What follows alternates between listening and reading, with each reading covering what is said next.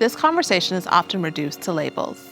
In this episode of The Bridge, feminist and anti-feminist women sit face to face to explore where their beliefs about womanhood, equality, and freedom align, and where they don't. I'm your host, Dr. Michelle Daff. Welcome to The Bridge.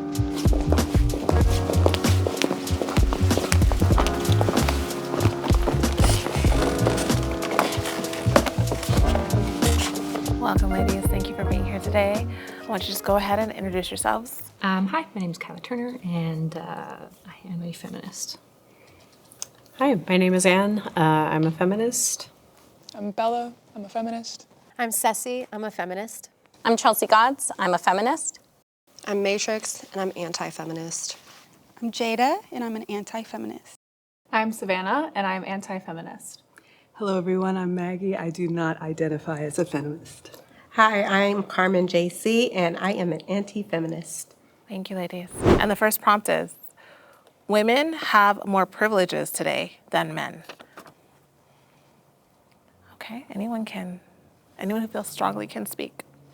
I think women in many ways have more privileges, but they also have more oppressions. And I think both of these things have to be weighed in when you're talking about people's social power, right? It's really important to understand that women face significant oppressions, significant issues. And so while some of the privileges that we can identify, like courts tend to be more lenient to them, for example, if there's a situation, for example, of custody, women are going to be favored in that situation. They also have less choice with their bodies, right? They have issues where with hiring, if they try to negotiate, they'll be seen as caustic and negative because they're kind of our stereotypical presumptions of how women have to be.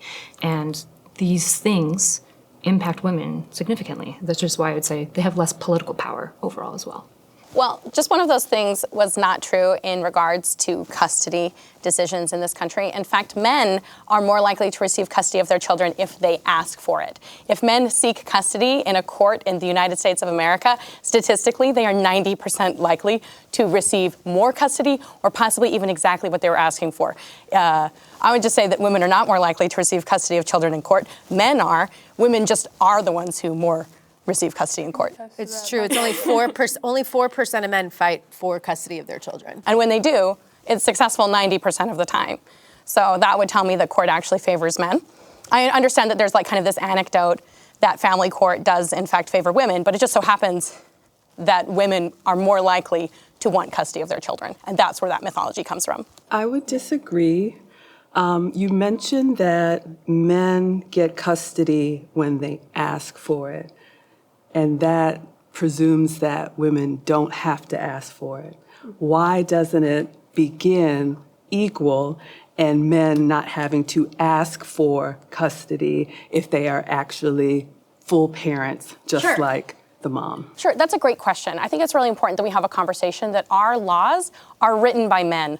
Our courts are ruled by men. So if you have some concern about what a court presumes, well, that's a conversation to have with men too. They're the ones who wrote the laws. I saw you shaking your head. I just know that my dad got custody of me because he asked for it.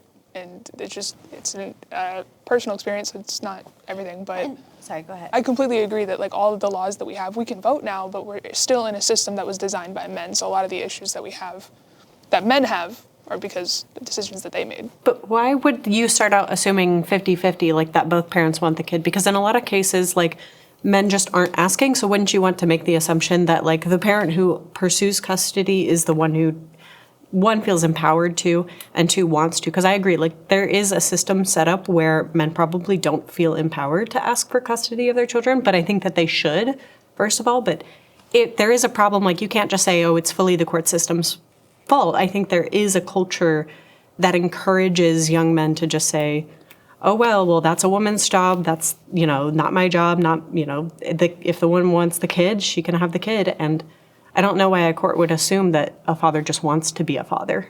I was going to say, so wouldn't that culture that would put that on men be a result of feminism? Because men would probably prefer to have the women in their household. And also, women are the ones that are more likely to engage in divorce. So men want to stay with these women. Engage in divorce? Yeah. Start divorce, is what you're saying. File. Yeah. Okay, file. Yeah, and men are the ones that actually stay because they want their family together. It is women that actually disrupt the family, and then they get upset with the results of a disrupted family. Or they just want to keep the woman so that she's running the household. I don't know if it's necessarily I don't know. Men can't function as well without women as women can without a man. So I feel like when he hears divorce is on the table, it's going to disrupt his whole life a lot more. And I feel like that's really what they're thinking about. Women do initiate divorce more. The issue is that they also initiate couples therapy. They also initiate seeking every single other alternative before divorce at basically the same rates as we see with divorce rates, right? So yes, women are divorcing. The issue is that like men accepting a loveless marriage with children who are miserable isn't like this thing that we should hold up and go, see, isn't this better? It's like, actually, all of this is unhealthy, right? It's unhealthy that men have been socialized in such a way that they don't think of themselves as fathers first, that they aren't asking for it, right? Whereas in this way, this is where women have been taught for both good and bad, that you are a mom, right? And I think we default to that, which is harmful to women. But we have to acknowledge that like women are seeking off-ramps in these relationships where divorce happens. And the same issues that they cite for divorce are happening over and over and over again. And this is a systemic issue. It's not just women want to get out of their marriages. It's that women won't tolerate a loveless, empty marriage, which is not even good for children. So a loveless, empty marriage, how does the system contribute to what happens in your marriage? Well, the way that we raise our boys, right, for example, is we teach them that your emotions are bad. So think about the way that we raise young boys. The most common way that young boys express their feelings is called externalizing. We see this in clinical data. The way that boys express their feelings, we teach them the only emotion you're allowed to have as a boy is anger. That's the only one allowed. But if you have anger, go to your room. Nobody wants to look at you or deal with you.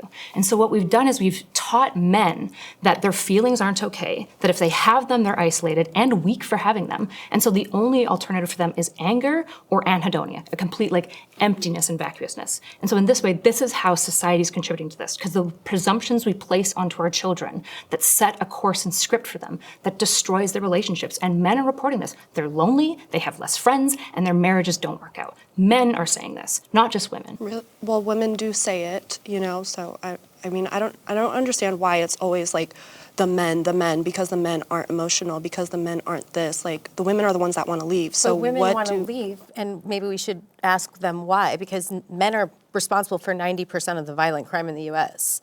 Like, we always talk about women and what we should be doing. I really can't. I talk about feminism a lot, and I get so sick of it because I don't know why we're not talking about men. We're always focusing on women and what we should be doing and what we shouldn't be doing. What the is with men? They're responsible for 95% of domestic violence, 93% of sexual assaults and pedophilia, 88% of homicides, 85% of serial killings, 98% of mass shootings. Could I go on? And 77% of assaults. They are responsible for so much, and then we sit here and want to make women feel bad for wanting to leave that man. I don't know why we always are focusing on women all the time. Well, because their solution is always to leave. It's never to Not stay always. Sometimes they want to have therapy, and the man doesn't want to do that. Yeah, and therapy is such BS because you go to a couples therapist and they say, "Oh yeah, you should leave your husband." That's not always true. Yes, that is Have you been to couples always therapy? the solution. No, and I will not go to okay, so you're couples just making therapy. assumptions. I have Right. heard so many stories. I've seen it online. Yeah, if you have a marriage and couples counselor and they are just recommending divorce, which is not true. I've gone to marriage counseling and they didn't recommend divorce. If they're doing that off the hop, that would be unethical. You can actually report them for that. They're trained for more than this. A marriage counselor got trained to see marriages be happy. Right? The thing that they want is a fixed, rectified marriage. Sometimes that can't happen for a number of reasons. However, the idea that marriage counselors are just telling women to divorce their husbands is so far from any of the literature that reports on this, so far from the ethics these people are trained on, is basically taking an entire field of care workers and saying, you actually just want to destroy the thing that you care for, which is it's just not true. Okay, I need to ask a question to both sides. So, ladies on this side, do you believe that the gender gap pay is still real? No, it's not. That's been debunked so many times. Okay. And ladies on this side, I'm sorry, I want to hear from you on this side. I think it's real. If you just look at statistics, a lot of people say like, oh, well, women are just choosing different jobs. And it's like we're raised to idealize different jobs. But even then, it's like women, if you have a child, you're now also working and you have a child, you're not going to work as much. So it's like that's to blame. The gender pay gap is huge. And the whole, I think it's like 75 cents on the dollar is just for white women. It's less for Hispanic women. It's less for black women. Like it changes. It's very real. But you think that they're choosing like hospitality jobs because they were raised that way, or because women just naturally like those jobs Well, better? like, let's say like nursing. Nursing used to be a male-only profession. They wouldn't let women work on women's bodies at all. Became more female-dominated, and now men don't even want to be in that profession, so then they lower the pay because it's a woman's job. Same thing with teaching. It used to be just a male-only job. We wouldn't let women teach. Women got into it, suddenly the pay drops for it. Well, and not to mention, in addition to things like the gender pay gap, we also now see that women majority professions are being attacked education-wise, as the Trump administration just made it so that you can't consider nursing a professional degree. Audiology is no longer a professional degree.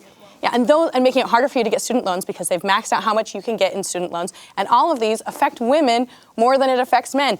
Well, if you're a chiropractor, great job. That's still a professional degree because that's a job that most men would seek. But if you're going to be a nurse, well, that's a job most women would seek. Now you don't get to have a loan for the amount that you need. That's an example of a gender pay gap. That's an example of like what happens when you're taking opportunity away from women and women not making as much or being given as much in a loan or whatever. Do you on this side feel that you can support women and not identify with the feminist movement? Not if you like pants. My mom went to school. And until middle school, she had to wear a skirt every single day. That is one generation. That is my mother. If you're wearing pants, you get to wear those in public because people like my mother were part of the feminist movement. I would respectfully disagree here, right? So like I worked in an addiction center. I was an addiction counselor formerly. It was for women. It was a Christian center, right? What you'll often see is that some of the most like dominant nonprofits for women are often religious in nature, and that tends to lean towards like the right side. Most of the people that I worked with didn't identify as feminists. They obviously helped women. I also obviously disagreed with them on a lot of stuff. I think that when women dislike feminism, it's because they have issues with specific feminists, or they, in my mind, have like some misinfo that they believe in, right? But like, of course, you can be like a person who cares about women and not identify as a label. I would just say, come to my side. You probably do agree fundamentally with my presumptions about what feminism should be for and what it is. Anyone have anything to say about that on this side? As far as being a feminist and supporting women? I don't think the feminist movement supports women at all. I think it actually harms them. It's told us that sexual exploitation is empowering and that we should kill our offspring if it's an inconvenience to our life, and that marriage and family are not important anymore. I mean, it's completely destroyed everything that's been unique about womanhood. So the alternative is like, let me get my ass beat, take my Xanax, and raise these kids when I don't want to. Like, what's the alternative for women who aren't happy at home? Like, that's what I don't understand. Women are pill popping more now than they were in the 50s. They're more depressed than they were. Yes, this is completely. And men are 4 times, women, yes, 2 times more likely to be on antidepressants than men. Men are 4 times more likely to kill themselves. Why do you think that we're more likely to be on antidepressants? Capitalism, the way the world is, the economy. I'll tell you right now, the economy controls the mood of a country. The mood of the country sucks because of the economy. Capitalism is the actual enemy here, not feminism. Feminism was just a human rights movement like the civil rights movement. Black people should have equal rights. What's the difference between a woman and a black person? It's just a matter of, no, you want equal rights as a human because you should have them. I should have them too, right? It was just a human rights movement. It was focused on the gender, and then we focused on the race, and we all came up. I don't know why everyone can't come up together. Yeah, I feel like there's a huge misnomer on what feminism is. Feminism is not me telling you to go abort your firstborn son.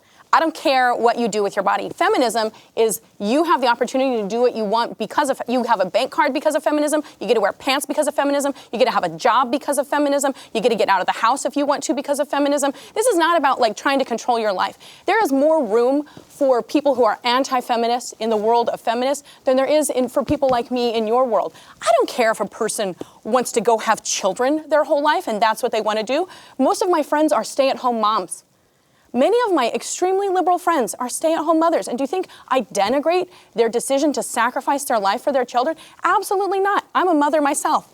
But I also want to have the opportunity to work if I want to, because for me, that's where I find happiness. There is space for you in our movement, but there is no space for us in yours. We're inclusive. Feminism is not telling you what to do with your life. Yeah, you Feminism can have is a baby, letting you can get married, do what whatever you you want want with your life. Sorry.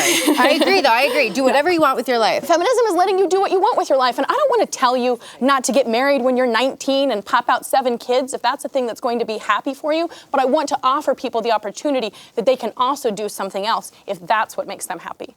So I did get a sense that someone on this side felt like this side was feeling or was speaking in a way that felt racist.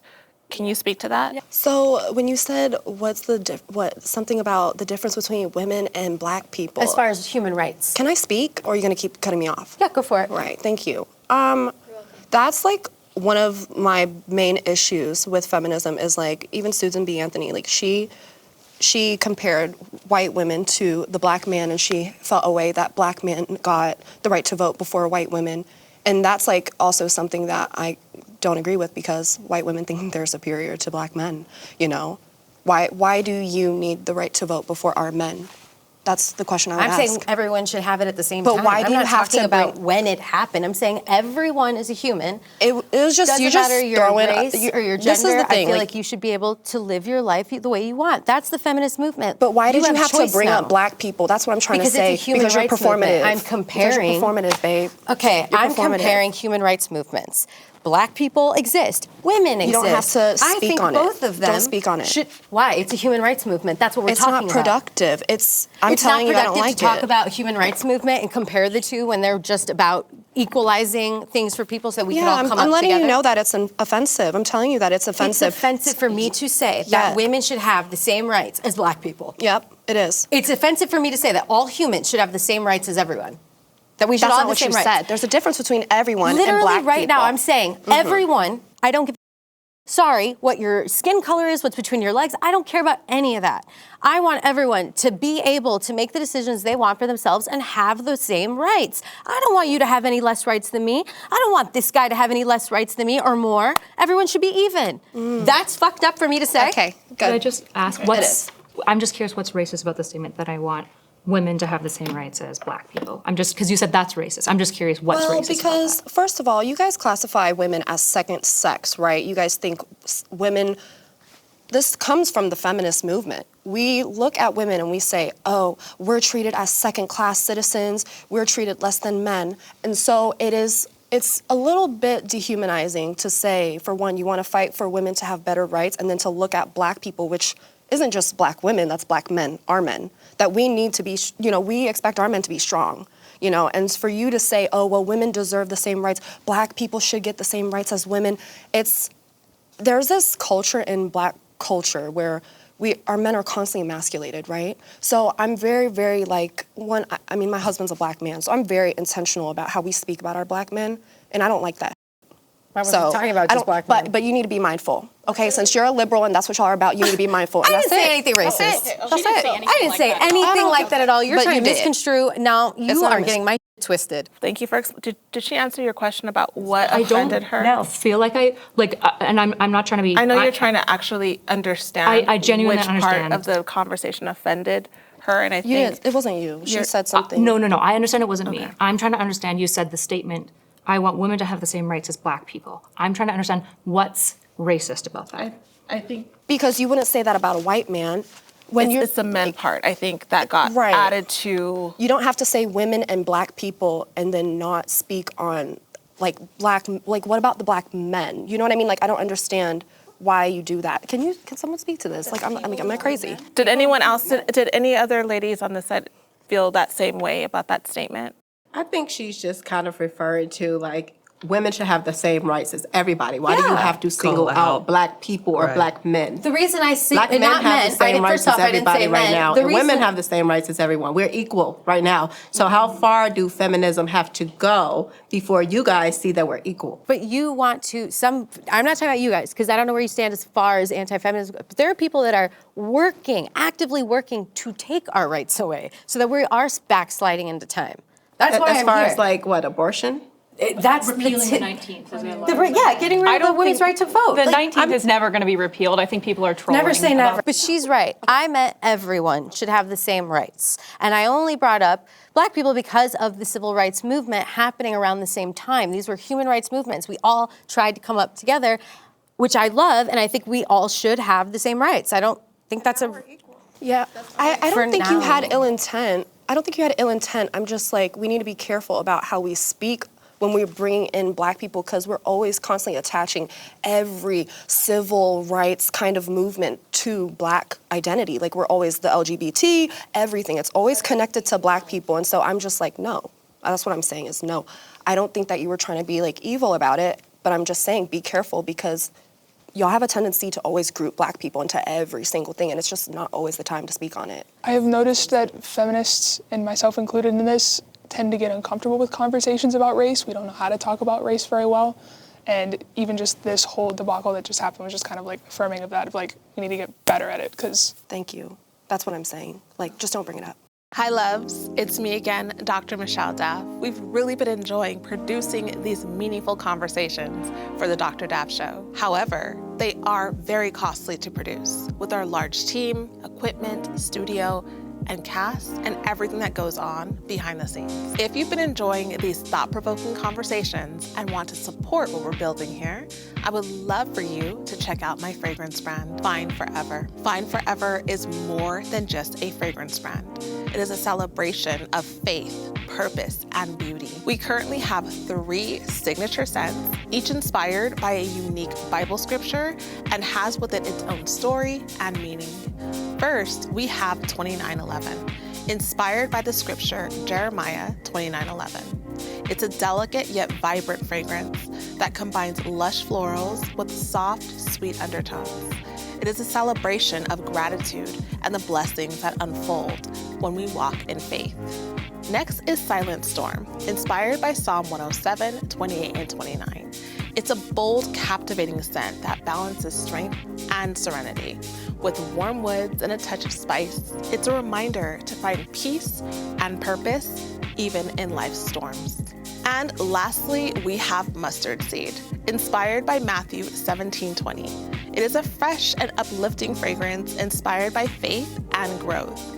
It opens with a bright citrus and soft florals, symbolizing the beauty of small beginnings and the incredible potential within. Every purchase directly supports this show and helps us to keep bringing you meaningful content. So if you're looking for a signature scent that not only smells amazing, but also carries a message of faith and empowerment, then visit fineforever.com and shop now. Your support means the world to me, and I truly believe that these fragrances will bless you as much as they have blessed me. The next prompt is, no career will give women as much joy and fulfillment as raising children. Okay.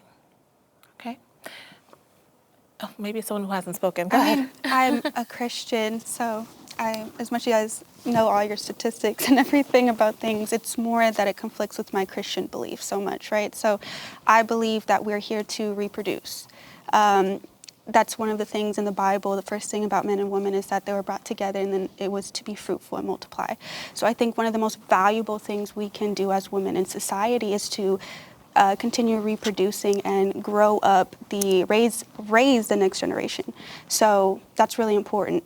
And then I'm kind of seeing how this generation is being raised in a lot of single mother households and stuff. And so I really want to prioritize bringing back the nuclear family, men in the homes and us in traditional roles. And that's my belief. So I said yes, but it's with a huge caveat, which is that both genders report greater life satisfaction when they have children. Like, children's good for everyone. And this idea that we're lumping it to women is part of my problem with this, right? So do women experience like greater life satisfaction? Yes, so do men. Except who do we expect to be home? Women. We're like penalizing men and women. For example, if a woman wants to have a career, it feels like your side is saying, well, that wouldn't be good. Okay, well, she's also gonna get life satisfaction from her career. In fact, there's a lot of acute happiness that often comes attached to a career. And the issue is that, like, men and women should have the agency to choose both of these things because they should both have access to it, right? There isn't a reason why we should tell men, women have to stay home, you must stay at work, you won't get a relationship with your children. You get a relationship with your kids for 6 hours a day. I don't think that that's better, right? Speaking of the capitalism, I think if you look at models that have like 32-hour work weeks, you have greater happiness amongst men, women, and children because both parents are home with their children.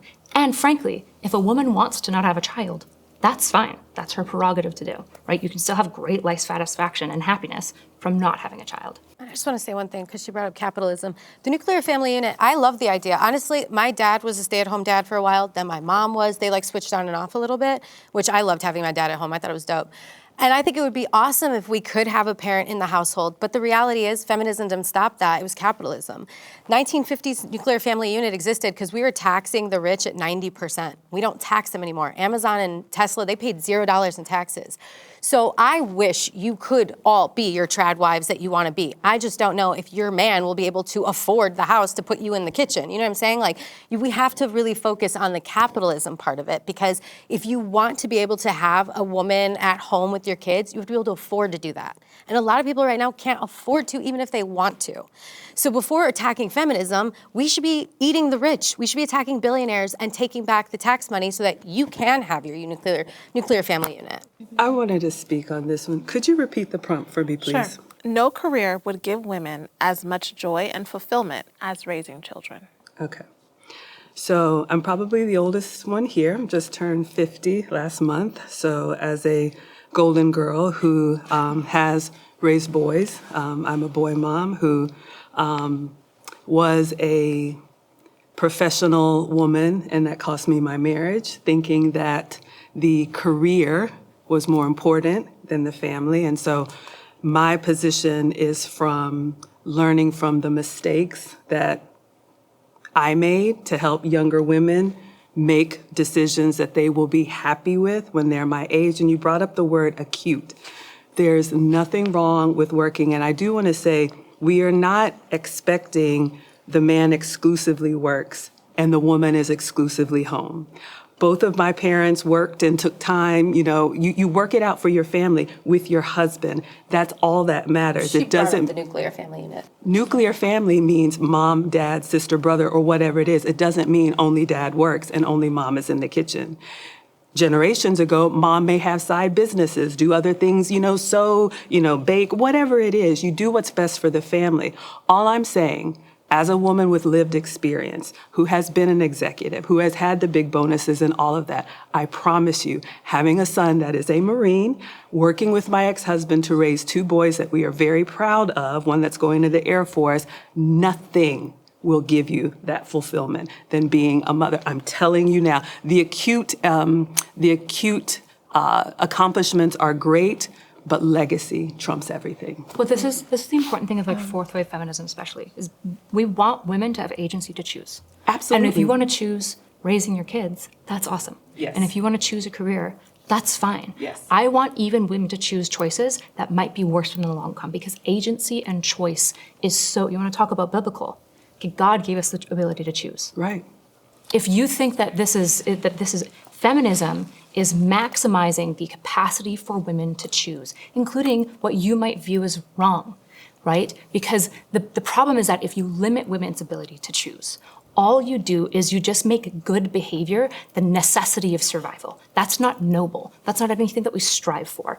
Choice is fundamental to feminism because it means you get to choose good or bad. But if you're good because you just have to be, that isn't meaningful. So we want you guys to have kids. We want us to have kids. We just want women to be able to choose. And there's increasingly pressure to pressure women. We want to talk about the waging and earnings gap. The earning gap exists for two reasons. One of the biggest reasons is because women will choose professions and have plateau careers during motherhood. That's the main reason that women earn less. The second reason is because they tend to work less hours.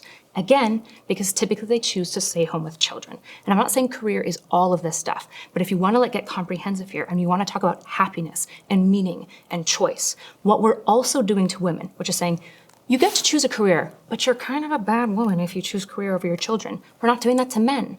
Men are choosing their careers over their children every day, because we've told men that their value is tied to the GDP output that they provide for their family. I think that's just as anti-biblical. When I talk about biblical, it's not the nuclear family that's biblical, it's intergenerational families and villages. And what we're telling men is, leave your kids, have nothing else, work every day of your life so that when you're 50 and retire, your kids don't know you and they resent you. That's what we're telling people to do right now. As a feminist, I'm saying, no, both should choose. Everyone should choose, including men and including women. I would argue that men get satisfaction from providing. I think that is their ultimate instinct. And I'm not saying working themselves to death. I mean, unfortunately, like I think the 40-hour work week is stupid. I think entrepreneurship is great for men because they can decide kind of what to do with their time. But I think innately, and my husband can attest to this, men want to provide for their family. And women tend to like to nurture their family. They tend to like to be with the kids more. So that's why they're choosing more part-time jobs. They're choosing maybe running a business. They're choosing paying hobbies. That is why that they do that. And I would also argue that women are not being pressured to stay home. I think women are being pressured right now in society to choose career over family and over marriage. Well, this is completely unrelated since we're not going to be ping-ponging back and forth now. For an example, so just so you guys know, I was raised in a very traditional Christian religion. I was raised Mormon, and from the age of birth until 18 years old, I was told that the thing that was going to make me the very happiest was having a family. That is something that is told to you in these kind of patriarchal religions, is that the thing that is going to fulfill you is having a family, the thing that is going to fulfill you is taking care of a man's needs, the thing that is going to fulfill you is having a husband. And the reality is, every person on the planet has some general idea about what's going to make them happy. And I refuse to believe that having children is going to be the ultimate goal for every woman on this planet or every man on this planet. And I think that the idea of putting people into small boxes and saying, women are women, therefore the thing that's going to make you happiest is popping a baby out of your baby hole, I think is dangerous. Because I was raised in a culture that told me that what was going to make me happiest was having a baby and popping it out of my baby hole. This last summer, I went to a Mormon event, which is kind of unusual for me because I've been out of the church for a really long time now. And I was having a conversation with a woman who she'd gotten married when she was 20, had done everything traditional. She was a trad wife, had her kids, her husband worked, she stayed at home. We're having a conversation and our kids are jumping on the tram together and she looks over at me and she's like, "Don't you just hate our children?" And I was like, "Excuse me, what?" She's like, "Oh yeah, my sister and I talk about all the time how awful being a mom is. Don't you just hate it?" I don't hate being a mom. You know why I don't hate being a mom? Because I chose to be a mother. Because the first time I had children, I was 30 years old. The first time I had a child, and I'm proud to be a mom. I'm proud of everyone who chooses to be a mom. I don't want everyone to choose that, but this woman who I was talking to had a hatred of motherhood. And her hatred of motherhood came from a place where she wasn't given another choice. The reason why she resented what her life had become was because she had been told from birth that the only thing she was to become was to be a mother. Not me. I was whatever I wanted to be, and I chose to be a mom because that was a joy that I chose for myself. But I want you to know that I find children to be joyful, but not everyone does. And teaching every woman or every man that what's going to fulfill them in their life is children, I actually think is harmful. Because what happens when it turns out you have a kid and that doesn't fulfill you? Well, then you're a mom hanging out with me, watching our kids jump on a trampoline, thinking to yourself, I really hate being a mother. And I would like to avoid that because I think that there is joy in children. I think there is joy in that. But it's not for everyone, and I don't want to teach every woman or every man that that's how we should be. The same could be said about feminism, right? So like kind of what she was saying, I almost lost my marriage from prioritizing a career. And I had gained very masculine traits. Like I wasn't serving my family. I wasn't paying attention to my family's needs. I wasn't prioritizing having a child. I'm going now into my 30s and finally at a position where I'm like, I'm all in to serve my home the past year.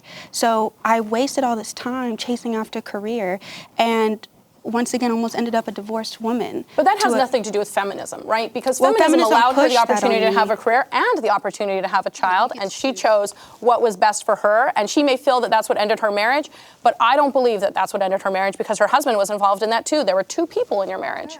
You know, he could have probably been involved. If he felt that that was a problem, then maybe that's a conversation that could have been worked out. But I don't believe feminism is why your marriage ended. I don't believe that for 1 second. You're allowed to have kids in feminism. You're allowed to raise a family in feminism. You're allowed to. Of course you are. But I have kids. It's like it's about children, it's about serving others. It's about serving your home. Feminism is it's me. It's about prioritizing my needs, my happiness, right? It's about going and getting things done that will fulfill me, like a job and a career. I was just wondering, like you're saying feminism pushed me to get a job, right? Like, or do you think it might be more the system that we have? Yes. We need money to survive. I think that pushed you more to getting a job than having equal rights. Did you need to get the job? No, I don't need to go have I don't a want to college interrogate your degree. guys' lives. Like, you guys get to make the choices that you guys want to make. The problem is when you take your story and you tell other people that that has to be their story, right? So when you say, I regret it because that's fine. That's fine that that's your story. What do you guys think is the one regret of men who are dying in hospice? What's the Not number? spending enough time with their children. Why don't they? Because they sacrifice. Because they're expected to provide.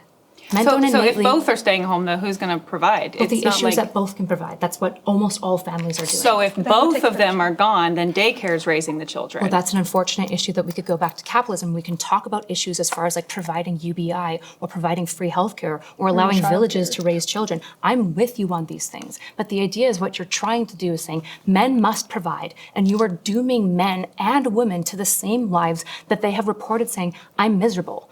So many women, for example, do you guys know about the gray divorce rates? So divorce rates amongst boomer parents is exploding because all those women and men stayed in a marriage because they had to raise their kids. And what you see is high levels of regret, particularly from the women. What I want is a world where people get to understand that they can just sort the relationship any way they want. If the man thinks it's better for him to be out 60% of the time and she's home for the rest of the time, that's fine if they want to make that choice. The problem is you're prescribing it to men, and I'm not going to do that. You're prescribing it to women. I'm not going to do that. What did I prescribe? You're telling them that a man should be a provider and that a woman should be a I know I nurturer. said that they get innate fulfillment from that. It's a prescription. It's saying it's fundamental to who you are. So what is your solution? Because if the man's not providing and the woman's not providing, Yeah. who's gonna Do you want to? We can talk about economics if you want But we're not to. going to talk about it right now. And the next prompt is, the sexual revolution has devalued women and made them infinitely less happy. Yes, yes, yes. No, no, maybe. Okay. Whoever feels strongly about it can speak. I think that this term, calling it a sexual revolution, is quite strange and it distorts history. If you look at the history of like the way that people engaged in sex, it really has not quite changed much.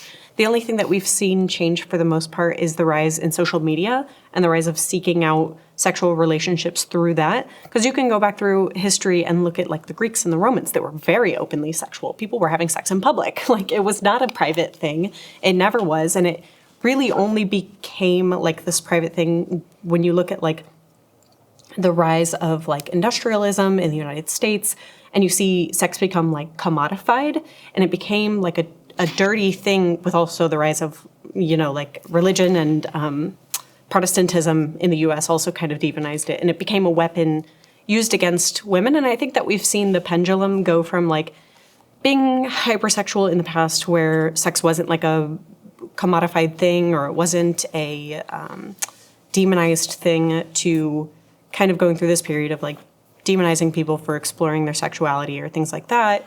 And now we've kind of come back out the other side where some people abuse it, some people don't. And I think that you have to have moderation. I've said this before, like, as far as devaluing women, I think that the problem with devaluing women who are open about their sexuality or commodify their own sexuality and take control over it is a problem with patriarchy, and I think it's a problem with misogyny. I don't think it's a feminism problem. Well, I would say that when you like put yourself out there to be overtly sexual and you don't give men anything to work for, so you lessen your value. So if you want women to be valuable, then having a lot of sex with men, being just out there, not caring about how you present yourself, that is not going to make you happy. You're actually sadder now. You're not happy.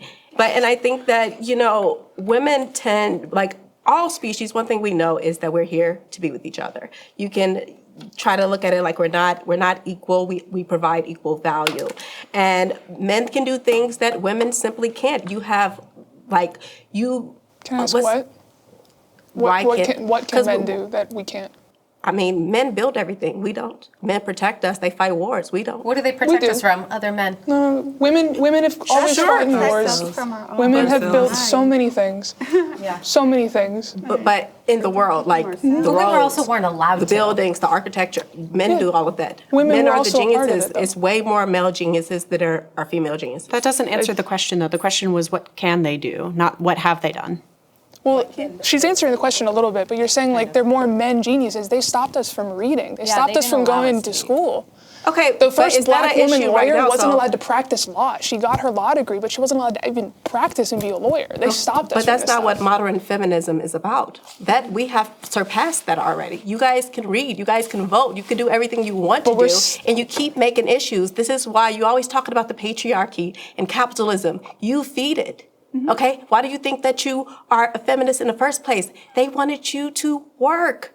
That's what they wanted you to do. They wanted 2 people in the household to work versus 1, right? But you hate capitalism, but you serve it. You would rather serve capitalism than serve your man, the man that was put here to I'm a protect lesbian. you. Yeah, but does whether your it's man from- make enough money so that you don't have to work? This is my thing. These are, if we're talking about family units, these are 2 people. They get to decide what happens in their unit. And reality is some men are not going to be able to provide all that they can. Talk about pressure. I feel like feminism was good for men because it kind of relieved them of a little bit of pressure. Lifted everybody up. Yeah, It but really it's did. made men so much more depressed than ever. It's made them weaker. I think they just don't like the fact that now they see, oh, women can be as good as us because now that we're allowed to why- have why all do you- these how do you rights, even talk to a we're man? graduating Why do you from have to college be more as than good they as are now. men? Why do you have to be? Because we live in their world. And I'm saying because we live in this world with them where they are suppressing us, their bar is up here. If our bar gets lifted, so does theirs. Our bar Why- gets lifted, so does theirs. Why do women need to be less than men? Yeah. Women are not less than men. They're different from men. We provide equal value, but we're different. You can't. It's no way that if you got a man that's your age, your height, whatever, he's going and you race him, you're not going to beat him. More times than not, they're going to dust you, which lets you know that you are not equal to them. In what Not sport, in that though? way. You're not equal. They're stronger. They have more logic. You're more emotional. It's just. To speak to the emotions, if I could maybe chime in here, right? The idea that like men are less emotional than women. It's like, well, what's the number 1 cause of crime? Do you guys know like the actual preceding Emotions. factors? Poverty. It's actually impulsivity, right? ADHD is one of the largest things that is in prison, right? ADHD, impulsivity, right? And drinking, right? Men are highly addictive.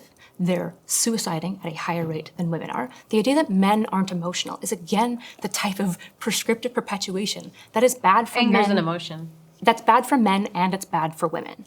Men are emotional, right? Women are emotional in different ways. You're right. If you talk to, for example, a trans woman who's gone on estrogen, for example, a lot of negative emotions begin to emerge, more specifically like sadness. The issue is that we all act like logic devoid of emotion is wisdom, but that there's not even a historical precedent for this. If you look back to like some of the original writers of wisdom, you talk about the Spartans or the Athenians, they loved their feelings. The Spartan men were so passionate about one another and the things that they fought for that they openly sobbed. That's what original Stoicism is. It's an acknowledgement of the feelings and a drive for action and through it. You take away a rat's ability to feel emotion, it starves to death in like a week because emotion drives all of us. Men aren't more or less emotional. We're all emotional. The issue is that, yeah, they have testosterone. They're always going to lift things heavier than I am. That's why they're disproportionately represented in labor fields. But the issue is that A, technology has balanced those things, and B, the idea that men are just better, men just, by and large, because of X and Y, have a little bit more dimorphism at the ends. They might like perform really high here. They're also disproportionately represented in some of the most disabled individuals, some of the most addicted individuals, some of the most homeless individuals, right? And so this idea that we're like putting like women below men because like we tend to be kind of, I would argue, more balanced creatures, I think is disserving both of us. I don't think that's But we're what not she said. putting Yeah. it. That's We're not not what she putting said. women under men. Yeah. We always, like, I was talking about this earlier, where we're always constantly, like, obsessing over this hierarchy on, I hear it from feminists a lot, where it's like, oh, well, men aren't better, like, you know, women are under, like, the book, The Second Sex. Like, this hasn't come from women who were happy being mothers and anti-feminists, anti-suffragettes. They're not saying that. It's always the feminists that are saying this. So I'm just like, why are y'all so obsessed with trying to be men? Like, why can't you just be good women and enjoy the roles that we're supposed to play, which is mother, a mother, because a man can't fill the mother role. That's why. So I just don't understand what the problem is and why you guys are trying to be men. Wait, is that the only We're role? not trying to be men. Wait, no, is that the only role we play though, as mom? That's it? No, I just threw a role, like, you know what I mean? I just threw a role out there that a man cannot fill. I think I'm the most masculine one here. I'm not trying to be a man. I'm just more questioning like what is being a woman? Like what is that gonna look like for me? And it's not that I think that I'm better than men, it's just like even just saying like men are more logical. It's like I think men have been taught that their emotions are logic. Then it's not that they're more logical. They're not better decision makers. They're not the ones running our households. It's women that are running the households, you know? I would Yeah, that's why Do households you are more see, apart. do you see households that are led by women and versus single households that are led by men? Men do a better job raising children by themselves. You don't get to Single compare. households led by women are creating YNs that are in the Black community. Women do that, okay? Men provide structure. They provide discipline. And that's within the woman too. So men sound like great mothers. Is anyone on this side passionate about this particular prompt and would like to speak on it? I did. I wanted to say something with respect to the lesbian because I can't identify. But I think the flaw with feminism is the expectation that we are supposed to be the same at all. I think we understand and we appreciate we are not better or worse. We are not equal. We are equal valued, but we're very different. And I think there's a natural biology that often gets overlooked, especially if you've raised boys, you will see from the womb, they are just different. And I think when we try to put them together and say, anything you can do, I can do better, we're setting ourselves up for failure. And you made a comment earlier about women are better in every way than men. And the question that I would have is, I didn't say that. I'm sorry, you said something I didn't about. say anything close to that. I agree with you that I think the sexist, no, I honestly, the men versus women sex thing, I think it's silly. I think these traits, human traits are human traits. Some were nurtured more in this person, some were nurtured. Like my dad being a stay-at-home dad, he was much better mother than my mother was. I am so sorry, Mom, if you see this. But he just was. He was a better mom than she was. And sometimes that's the case. Forget the gender role stuff and like, these are all human traits. You either are a gentle, nurturing, organized person who wants to take care of a kid or you're not. And that doesn't go man, woman, that goes person. And I will say, not every woman is a mother. Not every woman should be a mother. And not everyone, right. But I would just say this, find me the society of women that are doing it by themselves. I would love to see it. Exactly, it doesn't exist. Why though? Because we are not able to sustain it. We live in a safe, civil society because the men have made an agreement amongst themselves to not blow it all up.